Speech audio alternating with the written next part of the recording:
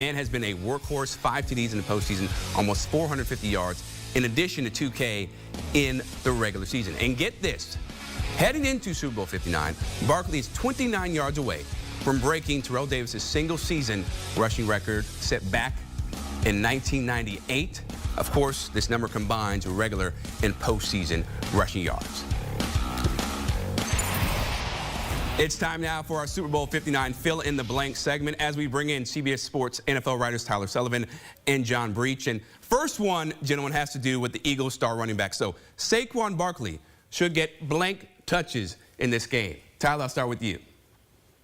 I would want to say infinity, right? But if you have to give me a round number or a definitive number, I go 25. You have to give him as many touches as you possibly can in this game because he is not just a running back, right? He's not just someone where you have to just, okay, feed him the rock. He's a playmaker. He's someone who, again, as you referenced, had 2,000 yards during the regular season rushing, is liable to take that one touch on the first play of the game and take it 60 yards to the house, as we saw in the NFC Championship. So the more the Philadelphia Eagles can get the ball in Saquon Barkley's hands, the better. It's not going to be the easiest of tasks because the Kansas City Chiefs have overall been pretty good against the run this season, but in the playoffs, been a little bit more leaky. It was about 100 yards rushing on average they allowed during the regular season. That's up to around 140, 150. So if they can exploit what seems to be a kind of a decreasing run defense for the Kansas City Chiefs, you're talking about Saquon Barkley ending this ridiculous season, possibly hoisting a Lombardi trophy. Tyler, I'm actually going to go a little bit of the opposite here. I'm not going to go up to 25 and say the Eagles should give infinity carries to Saquon Barkley. I'm going to go down to 20 because, look, the Chiefs always show up in the postseason. They always show up in the Super Bowl. Their defense is almost always at its best at this time of year. And I don't think you want to be totally reliant on Saquon Barkley. So I'm going to say about 20 carries feels right, because if the Chiefs start stuffing Saquon and you need to do something else, well, you have that because the Eagles offense is pretty stacked with Jalen Hurts and Devontae Smith and A.J. Brown. So you do have other guys who can touch the ball and make that offense successful. And the other part of this, I'm going to throw this out there. When Saquon Barkley had more than 20 carries during the 2024 season, including the playoffs, Eagles went 9-2. When it was 20 carries or less, they went 7-1, so they actually had a higher winning percentage when he had 20 carries or less. Believe it or not, it doesn't seem believable. So I'm going to say 20 carries even for Saquon. Listen, the conclusion is that you need to feed Saquon Barkley a lot in this game, okay? Whether it's 20 or 25, you need to make sure your workhorse gets the ball. Now, for another one, the most important Chief not named Patrick Mahomes, John.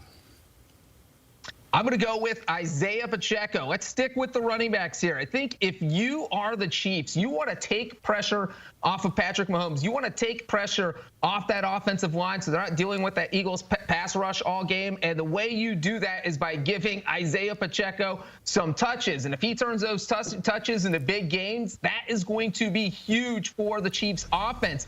And you look at what the Eagles struggled at this year. They didn't win games when they couldn't stop the run. They were 12-0 when they held teams under 110 yards, 5-3 when teams were able to rush for 110 or more. So whether it is getting Pacheco or Kareem Hunt, I think it's going to be vital for the Chiefs to get their rushing attack going and make sure Patrick Mahomes doesn't have to carry the offense. We know he can do it, but just take a little bit of pressure off him so he doesn't have to carry the team and get a backache there.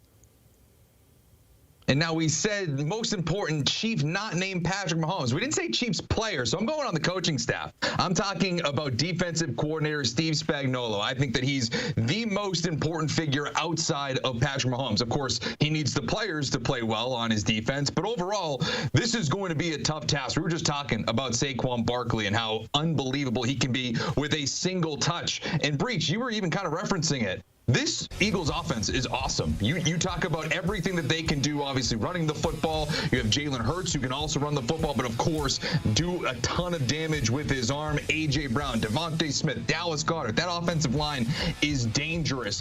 Coach Spags is going to need to have a solid game plan here, and you can see it on here.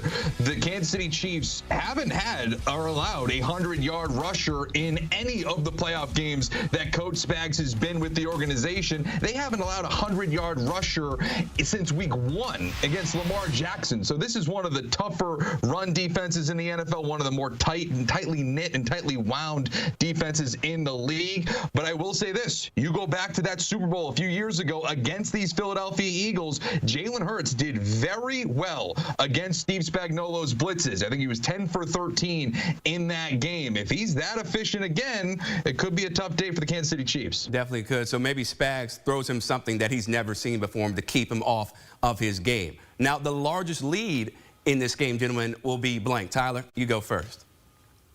I think it's largely going to be a close game, right? I think at some point you might get a 10-point lead or something like that. If we're ever going to see double digits, I think it's going to just scratch it. I don't think that it's going to be one of those blowouts like we saw in the NFC Championship game.